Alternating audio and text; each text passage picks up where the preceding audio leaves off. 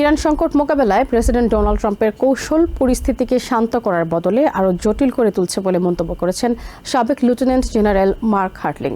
তার মতে চলমান সামরিক পদক্ষেপ ও পাল্টাপাল্টি হামলা মধ্যপ্রাচ্যকে আরও বড় সংঘাতের দিকে ঠেলে দিতে পারে। এদিকে হরমুজ প্রণালীর আশপাশে ইরানের সামরিক স্থাপনায় আমেরিকার ক্ষেপণাস্ত্র ও ড্রোন হামলার পর কুয়েত ও বাহরাইনে থাকা আমেরিকার সামরিক ঘাঁটি লক্ষ্য করে পাল্টা হামলা চালিয়েছে ইরান। ইউএস সেন্ট্রাল কমান্ডের তথ্য অনুযায়ী হরমুজ প্রণালীর কাছে ইরানের প্রায় ৯০টি ক্ষেপণাস্ত্র ও ড্রোন ঘাঁটি লক্ষ্য করে হামলা চালানো হয়েছে। এছাড়া দেশটির বিভিন্ন গুরুত্বপূর্ণ সেতুতেও হামলার খবর পাওয়া গেছে।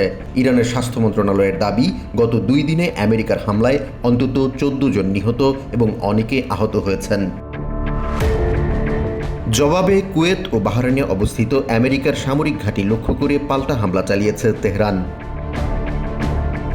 সাবেক লেফটেন্যান্ট জেনারেল মার্ক হার্টলিং এর মতে, প্রেসিডেন্ট ট্রাম্পের এই আক্রমণাত্মক মনোভাব পরিস্থিতির সমাধান করার বদলে বরং সংকটকে আরও গভীর করেছে। হার্টলিং মনে করেন, সামরিক শক্তির প্রয়োগ কোনো দীর্ঘমেয়াদী সমাধান হতে পারে না এবং শেষ পর্যন্ত আলোচনার মাধ্যমেই যুদ্ধের ইতি টানতে হবে। এদিকে সাবেক homeland security secretary J Johnson অভিযোগ করেছেন, যুদ্ধ বিষয়ে কংগ্রেস এবং প্রেসিডেন্টের ক্ষমতার যে ভারসাম্য সংবিধানে উল্লেখ ছিল তা বর্তমানে ভেঙে পড়েছে।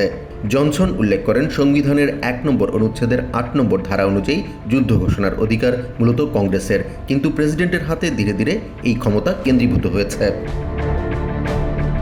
তার মতে, বর্তমান প্রশাসন জাতীয় স্বার্থের দোহাই দিয়ে সামরিক বাহিনীকে যে কোনো সময় মোতায়েন করছে, যা সংবিধানে বর্ণিত ভারসাম্যকে নষ্ট করেছে। ইরান সংক্রান্ত বর্তমান পরিস্থিতির দিকে ইঙ্গিত করে তিনি বলেন, এটি একটি দীর্ঘমেয়াদী যুদ্ধ বলা চলে। অন্যদিকে সাবেক ভাইস অ্যাডমিরাল রবার্ট হারওয়ার্ড মনে করেন, ইরানের উপর চাপ সৃষ্টি করতে হলে কেবল অর্থনৈতিক নয়, প্রয়োজনে সামরিক শক্তি প্রয়োগের বিকল্প নেই। ইরানের মাটিতে সরাসরি আমেরিকার সেনা মোতায়েনের উপরও গুরুত্ব দেন তিনি। সাবেক ভাইস অ্যাডমিরাল আরও জানান, উপসাগরীয় অঞ্চল এবং উপকূলীয় এলাকাগুলোতে নিয়ন্ত্রণ নিতে পারলে ইরানের উপর আমেরিকার নিয়ন্ত্রণ প্রতিষ্ঠা করা সহজ হবে। এমনকি তেহরানকেও চাপের মুখে রাখা প্রয়োজন বলেও মনে করেন তিনি। এদিকে হরমুজ প্রণালীতে ইরানের সামরিক উপস্থিতির বিরুদ্ধে ট্রাম্প প্রশাসনের কঠোর অবস্থানকে স্বাগত জানিয়েছেন সাবেক গোয়েন্দা কর্মকর্তা চাক ডিভোরের। তার মতে, আন্তর্জাতিক জলপথে যে কোনো ধরনের নিয়ন্ত্রণ আরোপ করা বিশ্ব বাণিজ্যের জন্য বড় ঝুঁকি তৈরি করবে এবং সেখানে সামরিক উপস্থিতির জবাবে আমেরিকার হামলা গুরুত্ববহ। মধ্যপ্রাচ্য পরিস্থিতিতে বড় পরিবর্তন এসেছে বলে মনে করছেন হোয়াইট হাউসের সাবেক deputy national security adviser Katie McFarland. তার মতে, ইরান যুদ্ধকে কেন্দ্র করে মধ্যপ্রাচ্যের রাজনৈতিক মানচিত্র পুরোপুরি বদলে গেছে।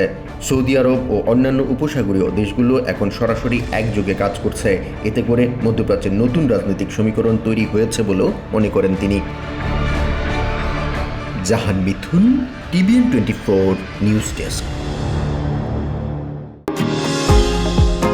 নিউ ইয়র্ক থেকে সম্প্রচারিত TVN 24 টেলিভিশন বিশ্বজুড়ে বাঙালির কণ্ঠস্বর।